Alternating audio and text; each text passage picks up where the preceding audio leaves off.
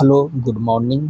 Welcome back to Dhananjay sir English DSE में आप सभी का स्वागत है।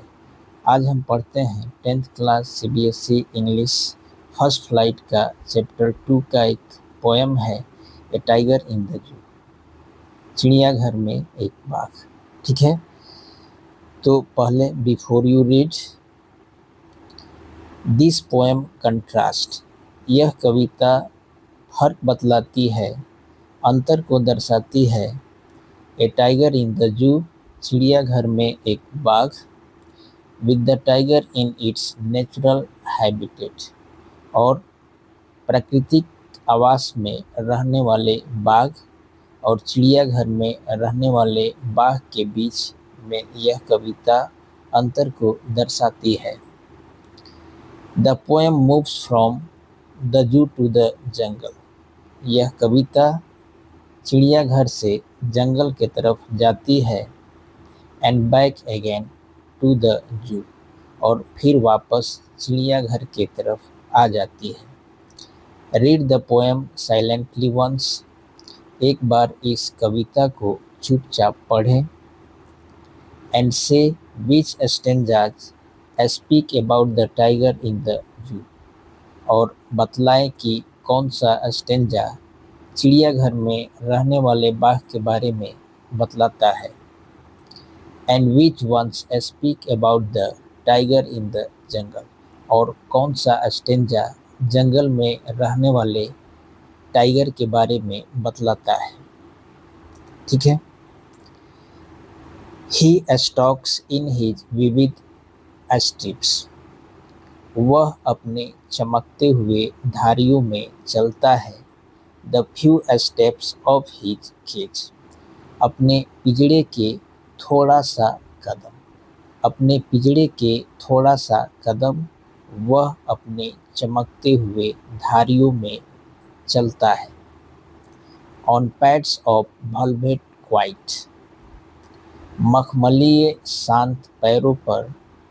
इन हिज क्वाइट रेज, अपने शांत गुस्से में, अपने शांत गुस्से में, मखमलीय पैरों पर, अपने पिंजड़े के थोड़ा सा कदम, वह अपने चमकते धारियों में चलता है। He should be lurking in Shadow, उसे घासों में, झाड़ियों में छुपा होना चाहिए। स्लाइडिंग थ्रू लॉन्ग ग्रास, लंबे लंबे घासों में उसे छिछलना चाहिए। नियर द वाटर होल, पानी के गड्ढों के पास। वेयर प्लम्प डियर पास, जहाँ मोटे ताजे हिरन गुजरते हैं।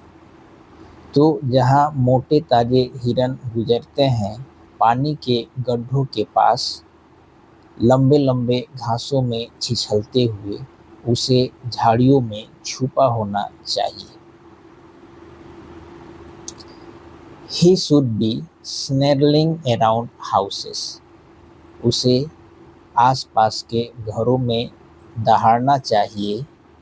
At the jungle edge, जंगल के किनारों पे, जंगल के किनारों पे आसपास के घरों में उसे दहाड़ना चाहिए।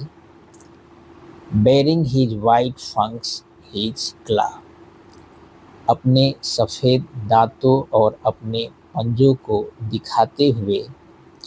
टेरोराइजिंग द विलेज, गाँवों को आतंकित करना चाहिए। तो गाँवों को आतंकित करते हुए, अपने सफ़ेद दांत और पंजों को दिखाते हुए जंगल के किनारे पे आसपास के घरों में उसे दहाड़ना चाहिए। But he is locked in a concrete cell, लेकिन वह कंक्रीट दीवारों, कंक्रीट कोठरी में बंद है। हिज स्ट्रेंथ बिहाइंड बार्स, उसकी ताकत सलाखों के पीछे है।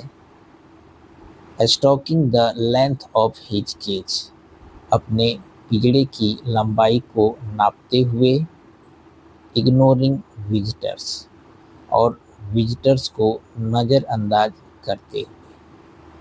तो वह विजिटर्स को, आगंतुकों को नज़रअंदाज कर रहा है, अपने पिंजड़े की लंबाई को नाप रहा है, उसकी ताकत सलाखों के पीछे है। वह एक कंक्रीट सेल, एक कंक्रीट कोठरी में बंद है। He hears the last voice at night. वह रात में अंतिम आवाज़ को सुनता है। द पेट्रोलिंग कार, गश्त लगाती हुई कार की। And stairs with his brilliant eyes, और अपने चमकते चमकीले आँखों से घूरता है। एट द ब्रिलियंट स्टार्स, चमकते हुए तारों को। तो चमकते हुए तारों को अपने चमकते हुए आँखों से घूरता है, गश्त लगाती हुई कार को। रात में वह अंतिम आवाज़ सुनता है। ठीक है, इतना ही। Thank you.